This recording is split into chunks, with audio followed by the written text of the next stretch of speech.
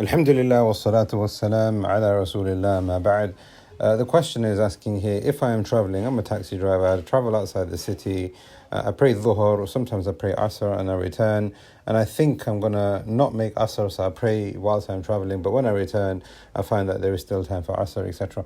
What are the rulings concerning the traveller, even if he's travelling on a regular basis for the purpose of work, whether he's a taxi driver or otherwise, working in an office in a different city or something like that. Now the ulama from the four madhahib have said, as long as a person is a traveller, he can do whatever he wants. Obviously the details between the madhabs is slightly different. The majority say that he has to travel 46 miles roughly, or have the intention to travel 46 miles. So when he leaves the city, if he intends to travel more than 80 kilometers, that's when he can shorten and combine, and this is the view of the majority of the ulama. Others from the ulama, this is from the Hanafi madhab, he has to travel beyond 120 kilometers, and he can only shorten but not combine. However, the majority, like I've said, are in agreement that once the person travels, then he is a traveller. Even if he's doing it every day, he is a traveller. Walillahi alhamd. For us, what seems to be the more correct view, this is the view of Ibn Taymiyyah and Ibn Uthaymeen and many others from the contemporaries and from the time of the Salaf, is that once a person travels, ضربتم في الأرض فليس عليكم جناح أن تقصروا من الصلاة. Allah subhanahu wa ta'ala says, when you travel on the earth, there is no harm for you to shorten your prayers.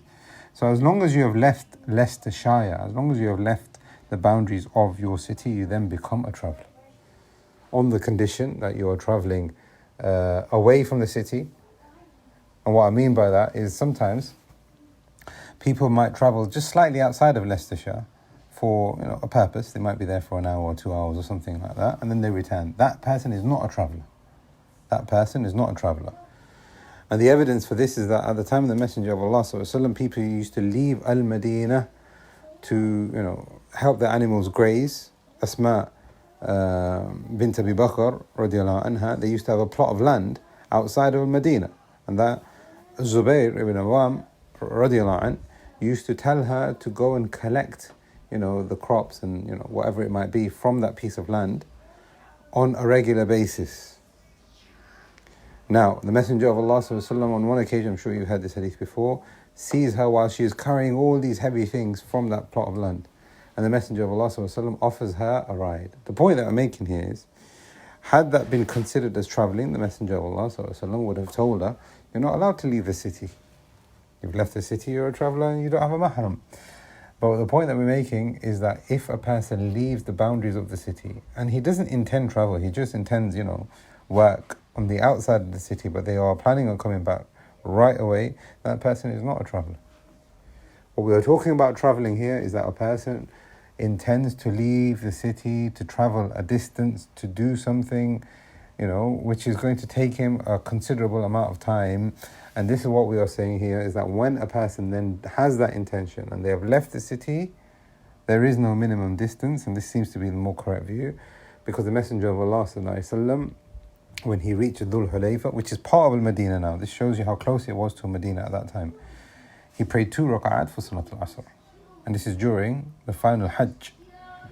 Jibreel alayhi salam descends and he says, Salli fi wal Mubarak. Pray in this blessed valley, Dhul Hulayfa, Masjid al-Shajara, which is known as today. And this is from the evidences, as well as the ayah that we have just quoted, that when a person leaves the city, he then becomes a traveller. And then he can shorten and then he can combine. Now with this, the majority have said, irrespective of the distance, etc., when the person has travelled, he then does what he feels is sufficient for him whilst he is travelling. So if he is there at 1 o'clock, 2 o'clock, and he thinks, I'm not going to get back until 6, 7, 8 o'clock, I'm just going to pray Dhuhr and Asr, there is no harm in that. Even if he arrives earlier than expected, there is no harm in that, because that person has done what is obligatory upon him, or what he thought was likely to be the case for himself, and there is no harm in that, inshaAllah. Even if he arrives whilst the time for the prayer still remains. There's one last mas'ala though, however, and this has been mentioned by Ibn Uthaymeen and others from the madhahib, that if a person is able to pray in its proper time, then they should do so. Now this isn't to make it strict for them, This isn't to make it, even more difficult and rigid. But what we are saying here is that if a person is able to pray Dhuhr at Dhuhr time and Asr at Asr time whilst he is travelling, then this is far better than him combining. However, if that is going to cause difficulty, then he is able to do whatever he feels is sufficient for him to able to balance the salawat as well as manage his travel commitments. We ask Allah subhanahu wa ta'ala that He allows us to travel to Him in the best possible manner in the dunya and in the akhirah. Wallahu a'lam wa sallallahu ala nabiyyina Muhammad.